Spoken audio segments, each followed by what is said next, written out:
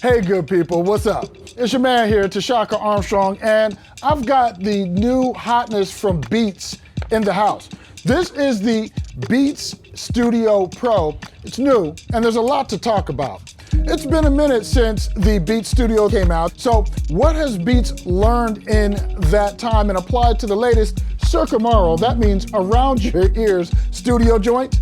We have new colors, new USB-C audio tech, new microphones, and get this, Beats is owned by Apple, but this time around, Android users actually make out like bandits with a feature not enabled on the Apple side of things. What matters more than everything you did before is what you do next. So these are the Beats Studio 3 wireless, and these are the new Beats Studio Pros. There are some nuanced changes at first glance, but a closer look brings all the details into focus. Let's start with the most visible external new piece, and that is the colorways. Beats collaborated with British artist and designer Samuel Ross, known for his work at brand A Cold Wall, and gave us new finishes: sandstone, deep brown, navy, and matte black. These neutral colorways come with brushed metal hinges and a subtle design in LA on the inside of the headband. You still get the iconic Beats B logo on the cans, but the branding is more subtle this time. The B is brown, but instead of a matte gloss like the body, it's a shinier gloss. And yes, the matte gloss definitely likes fingerprints. They still fold up like the previous gen design so that you can store them in the case that comes with them. It's a softer case than before, with pockets for both the 3.5mm and USB-C cables that the Studio Pro comes with. Yes, that's USB-C baked right in there. So if you have newer hardware, MacBook Airs or iPads, you can use the same cables. Same if we're talking about Android and many Windows laptops as well. The ear cushions have been redesigned as well. You can see the difference in the stitching between the old and new.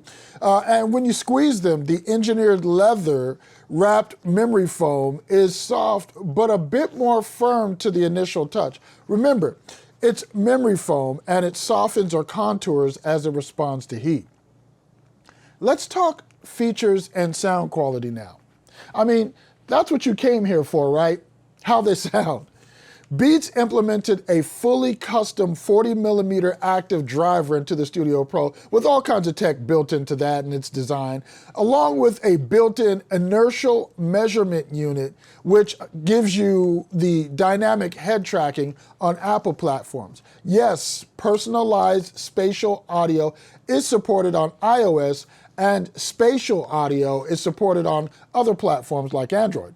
Active adaptive noise canceling is included in the mix with a transparency mode, or you can turn it all off, which will get you 40 hours of playback with up to 24 hours with all the things activated. You'll also get a digital to analog converter, or a DAC, which is mated to the USB-C input, but not the 3.5mm input.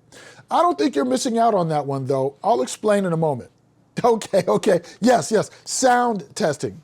I ran music from iOS and Android and Windows 11 hardware through the Pros. The sources ranged from on-device FLAC files to music streams from Apple Music's lossless and Dolby Atmos collections. Then on Windows 11, the Apple Music Preview app and Amazon's Music app streaming with their Ultra HD selections. I was not disappointed. The music and all controls are on the left ear cup, pressing up, volume up, down, pressing up at the top around the ring around the B, and the B itself controlling track playback and call handling, as well as activating your voice assistant, though the gal, the one whose name begins with an S, is hands-free. So on Apple devices, you're going to get that hands-free voice assistant action.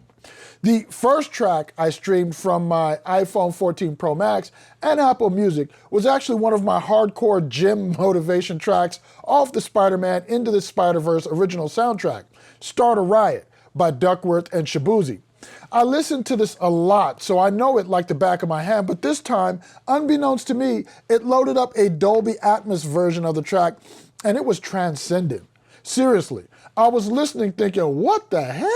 And had to pick up the phone to see why it sounded so much different than what I was used to. This track is definitely one of the top tier Atmos mixes in Apple's library. The soundstage and the mix, the layering of the sonic image, all of it, sensational. And my experience with the Studio Pros would continue to deliver as I listened on. Next, I launched VLC Media Player and loaded up my FLAC files, high-resolution audio, playing Paul Simon's exquisitely engineered Diamonds on the Soles of Her Shoes from his Graceland album, and continued to be impressed. Huge soundstage, nice and airy as Lady Blacksmith Mombaza opened a cappella. I'm quite impressed with this Class 1 Bluetooth 5.3 implementation in the streams here. But it was time to test other hardware. So I connected via USB-C to this Windows 11 Surface Laptop Go 2. With Amazon HD, I had to turn off exclusive mode because it was giving me some weird glitches in playback.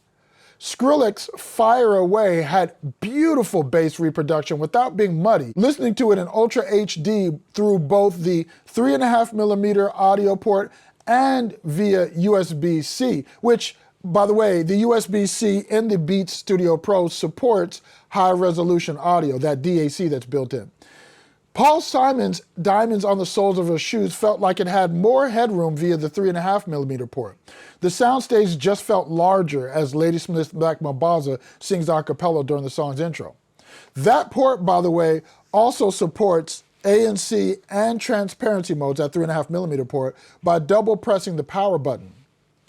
On my iPhone, Apple Music's weak 5G signal connected Bluetooth headphone connected version of Skrillex Fire Away sounds better with more detail and presence than my laptop and Amazon HD's Ultra HD reproduction over a Wi-Fi connection, and listening using all three connections the Studio Pro have available. To see if this was an Apple thing, I downloaded Apple Music's Windows OS preview and trialed it, and the sound did indeed improve. In addition to that, throwing the THX Onyx into my laptop's USB-C port, then plugging the headphones up with the 3.5mm cable, restored the vibrance to Diamonds on the Soles of Her Shoes. I actually used the THX Onyx with all of my hardware devices, and the Beats Studio Pro's 3.5mm audio port because it increases power output and voltage in headphones to 2 volts and is powerful enough to drive even persnickety headphones. I have a pair of planar headphones I use this with paired to mobile devices. So I'll tell you that the Beats Studio Pros have a lot of headroom in terms of power. Sound quality, volume, loudness greatly increases when connected to the Onyx, so much that you really need to be careful because you will be able to listen at volumes which can damage your ears with extended listening. That said, I did some brief experimentations with audio tracks and the Onyx Studio Pro combo and pushed the volume to the limits of what my ears could take, and never at any time did I hear any distortion. Never did it sound like the Onyx was overdriving the Pros. I listened to an Atmos remastered track from Art Blakey, Moanin', and though it has a horn that at times can sound shrill with headphones tuned with their highs a bit forward, even at frighteningly loud audio levels, the horns weren't shrill at all, yet bright and fully present. And that was my greatest takeaway with the new Beats Studio Pro. They were more neutral than the Studio 3 wireless and actually had much greater clarity than the 3s as well. I mean, there really is a significant sound difference between these two. They're definitely worth the upgrade. My favorite ways to listen were through the 3.5mm port and Bluetooth, but that DAC is a unique first for Beats because, well, it's the first time they've equipped the studios with one. It supports uplink and downlink connectivity so you can take calls while they charge, and they've also included 3 listening modes accessed by pressing the power button while plugged up. You'll get one they call Beats Signature Profile and an entertainment profile for movies and gaming, which I found pushes the part of the spectrum which contains dialogue, and a conversation profile, which optimizes frequency response for voice for making calls or listening to podcasts. The LED lights are really good for this. When you double press the power button to activate the modes, you'll get one light, two lights on, or three, indicating which one of the three modes you're in. The only downside for me is that the USB-C cable could be longer for desktop use. Let's see, let's get that out here. Yeah, so you kind of have to be kind of close to your computer. Heck, if you want to use it with your Android phone and put it in your back pocket, I definitely would like to see a longer cables for those of us who are taller or have longer torsos. Speaking of Android compatibility, you'll get true multi-point functionality there.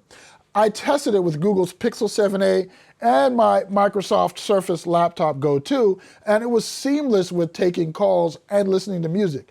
No multi-point with Apple devices though. With Apple, you'll get the iCloud instant pairing you're used to and the wonderful audio handoff between your phone and Apple Watch, but no multi-point.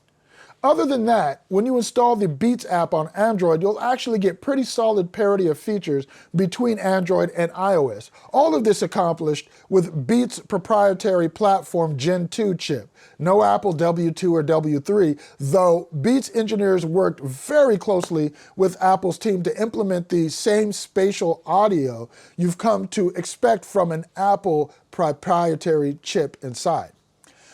As with previous versions of Beats products, you'll get the fast fuel feature where a 10-minute charge will get you up to 4 hours playback with ANC off.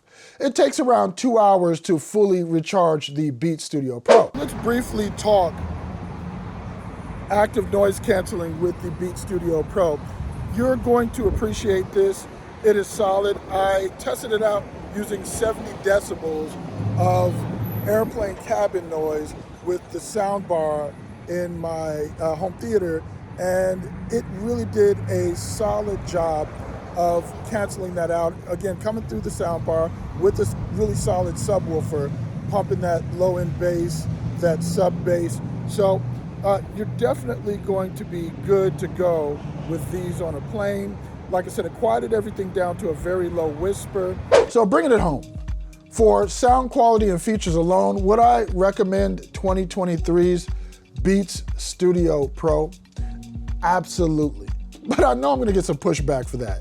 For their parity between Android and iOS and their three modes of connectivity and multi-point connection, making them easy to use anywhere, they definitely live up to the Pro moniker, but you'll be the one to decide if $349.99 is the price you're willing to pay for all of this Pro technology.